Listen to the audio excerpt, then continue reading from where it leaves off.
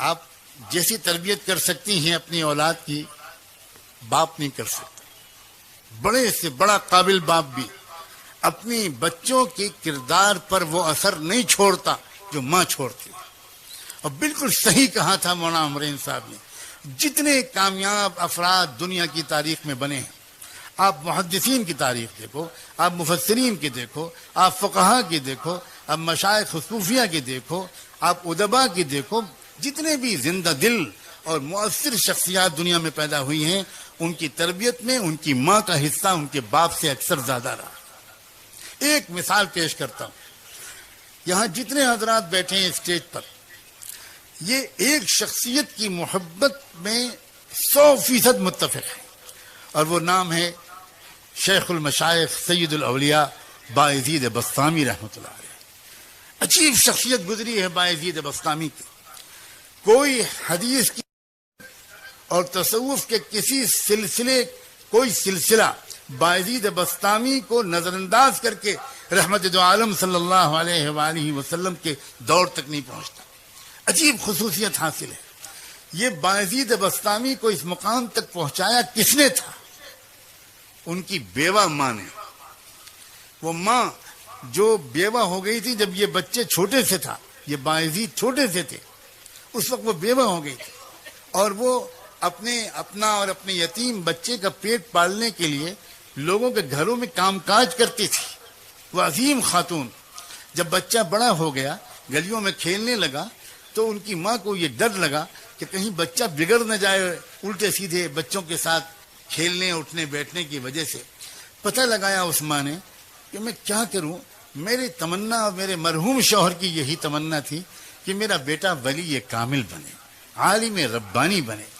چنانچہ لوگوں نے بتایا کہ فلاں ایک شیخ ہیں، ایک بہت ہی صالح مربی ہیں، وہ فلاں مسجد میں ایک مدرسہ چلاتے ہیں، وہاں کچھ بچے ان کے ساتھ رہتے ہیں.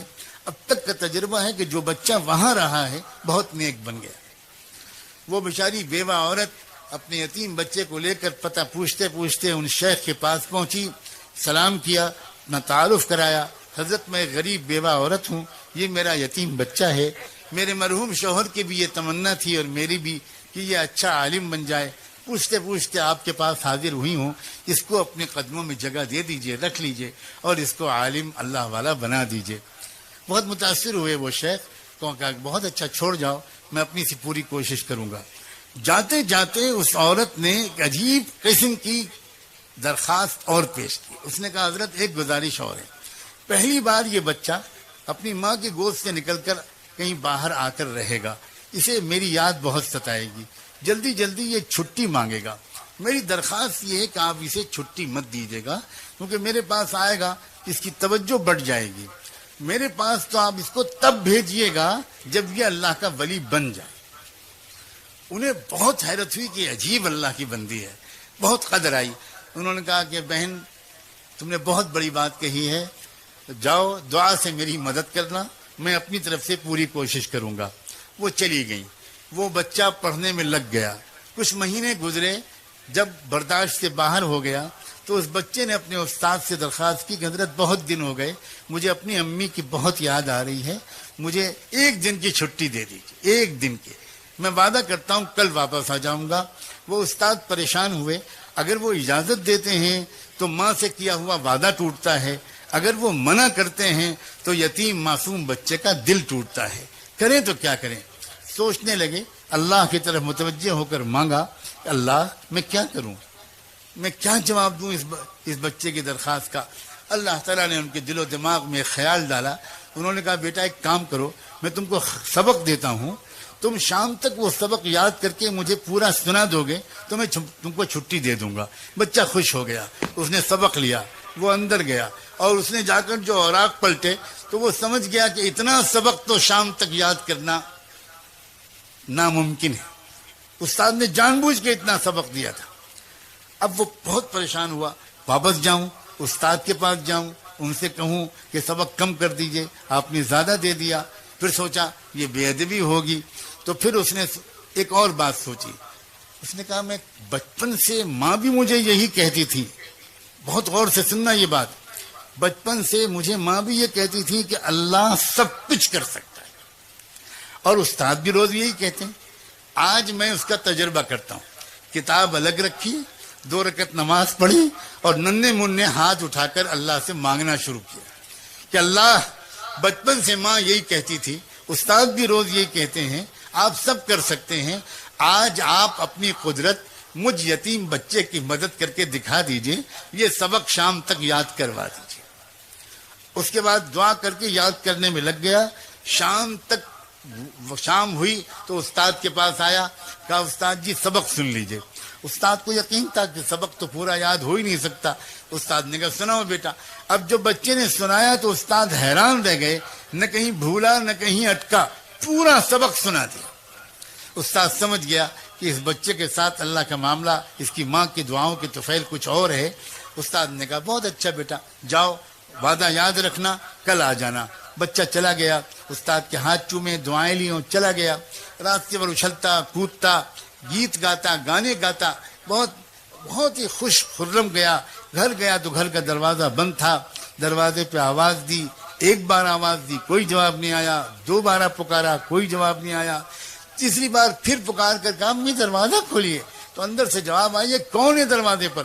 تو باہر سے بچے نے کہا کہ امی میں آپ کا بایزید ہوں، دروازہ کھولیے۔ تو ماں نے کہا کہ کون بایزید؟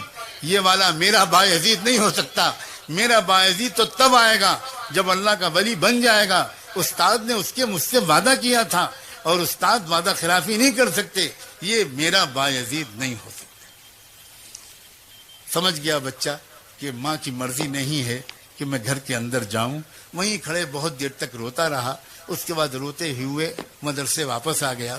استاد کے پاس حاضر ہوا، سلام کیا تو استاد حیران رہ گئے، کیا ہوا بیٹا خیریت؟ تو جب بچے نے اپنی کہانی سنانے کے لیے چہرہ اوپر اٹھایا تو استاد نے دیکھا کہ آنکھیں بالکل آنسوؤں سے بھری ہوئی ہیں، چہرہ لال ہے۔ تو استاد نے جلدی سے اٹھا کر گود میں لیا، اپنے عمامے کے کونے سے بچے کے آنسو پوچھے، بیٹا بات کیا، خیریت تو ہے کیا، تم واپس کیوں آ گئے؟ بچے نے پوری کہانی سنائی اور یہ کہا کہ میں اس طرح گیا تھا، دروازہ بند تھا، ایسے پکارا، یہ جواب ملا، یہ والا میرا باعزید نہیں ہو سکتا، وہ تو تب آئے گا جب ولی بن جائے گا۔ میں سمجھ گیا میری ماں نہیں چاہتی، میں واپس آ گیا۔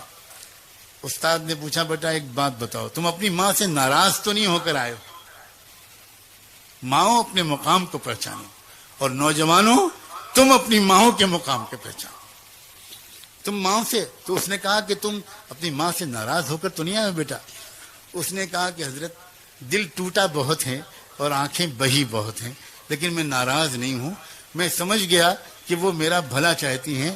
اب استاد میں چاہے جتنی ضد کروں آپ مجھے چھٹی مت دیجیے گا، اتنی درخواست اور ہے کہ یہ دعا کر دیجئے کہ میری ماں کام کرتے کرتے بیمار رہنے لگی ہیں، ذرا ان کی زندگی میں اتنی برکت ہو جائے کہ وہ مجھے کچھ بنا ہوا دیکھ لیں، ان کی تمنا پوری ہو جائے، ان کی آنکھیں ٹھنڈی ہو جائیں۔ استاد نے کہا بیٹا میں روز یہ دعا مانگوں گا۔ میں قصہ مختصر کرتے ہوئے یہ بات کہتا ہوں، اور خاص طور پر ماؤں سے کہتا ہوں کہ 16 سال تک وہ بچہ اپنی ماں کے پاس نہیں گیا۔ اس کے بعد پھر کیا ہوا؟ اللہ اکبر و کبیرہ۔ ایک رات تھی، تہجد کے وقت تہجد کی نماز پڑھ کے وہ استاد ذرا آرام کرنے کے لیے لیٹے تو ان کو زیارت ہوئی رحمت دو عالم صلی اللہ علیہ وآلہ وسلم کی، اور آپ نے اپن شیخ سے اس رویائے صالحہ میں، اس بابرکت سچے خواب میں یہ فرمایا کہ دیکھو وہ جو جنید ہے، وہ جو باعزید ہے، نوجوان تمہارے ہاں، اس کی تربیت مکمل ہو گئی اور اس کو ولایت کبریٰ کا جھنڈا دے دیا گیا۔ اب تم اس کو جاؤ بشارت دو اور اس کو رخصت کرو۔ جلدی سے وہ اٹھے، انہوں نے وضو کیا اور اندر گئے تو دیکھا کہ باعزید وہ نوجوان وہ تہجد کی نماز پڑھ رہا تھا، انتظار میں وہ پیچھے بیٹھ گئے۔ جب اس نے سلام پھیرا تو پکار کر کہا کہ باعزید ادھر آؤ، سینے سے لگایا، پیشانی کو چوما، اپنا عمامہ اس کے سر پر رکھ دیا، کہا تمہاری تربیت مکمل ہو گئی، تمہاری ماں کی دعائیں وہ قربانی قبول ہو گئی، اب جاؤ، اب تم کو یہاں نہیں رہنا، اس کی ضرورت نہیں ہے۔ نوجوان نے پھر ایک بار اپنے استاد کے قدم بوسی کی، ان کے بوسے لیے، دعاؤں کی درخواست کی اور روانہ ہو گیا گھر۔ آج بھی دروازہ بند تھا، لیکن آج ہوا یہ کہ جب اس نے آواز دی تو پہلی آواز پر ماں نے دوڑ کر دروازہ کھولا اور دیکھا کہ سامنے وہ نوجوان تقوی کا، سنت و شریعت کا نور پیشانی سے چھلکتا ہوا. پوچھا بیٹا آ گیا میرا لال؟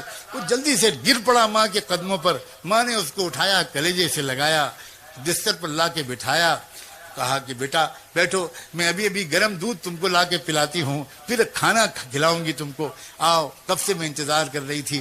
لیکن بیٹا میں پہلے شکر کی 2 رکعت نماز پڑھ لوں. پٹا پرانا بوریا بچھایا، 2 رکعت نماز شکر پڑھی اور کہا اللہ میں اسی دن کے لیے آپ سے جینے کی توفیق مانگتی تھی کہ زندہ رکھیے گا تاکہ میں دیکھ سکوں اپنے بیٹے کو. اب آپ جب چاہیں ایمان کے ساتھ مجھے بلا لے، اب مجھے جینے کی کوئی تمنا نہیں.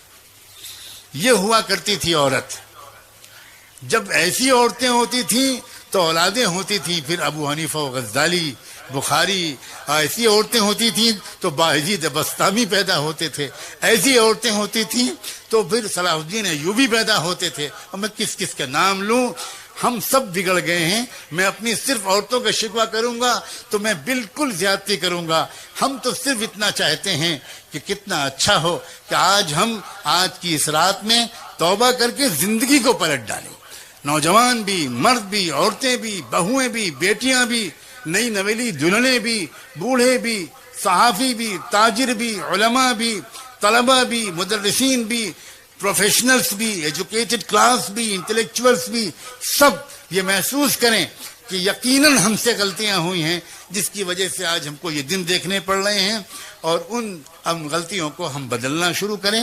انشاءاللہ حالات اسی رخ پر چلے جائیں گے.